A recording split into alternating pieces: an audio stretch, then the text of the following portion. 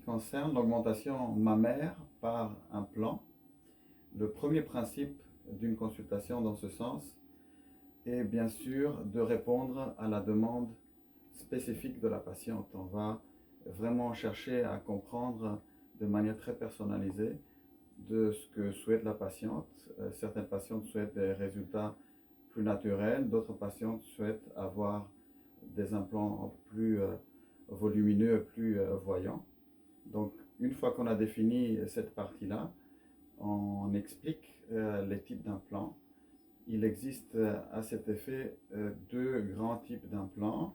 Il existe des implants en NaCl ou sérum physiologique qui sont remplis en pratique d'eau stérile, et il existe les implants en silicone qui sont pré-remplis de gel de silicone.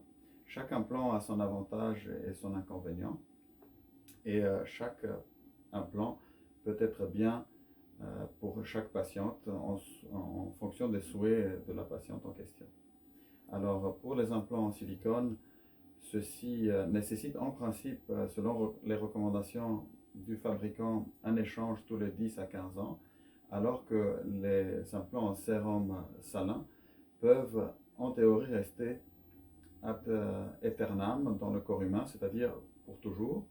Bien sûr que dans certains cas, les implants en sérum salin peuvent fuir, mais dans ces cas-là, bien sûr que la compagnie garantit le produit et il peut être échangé à ce moment-là.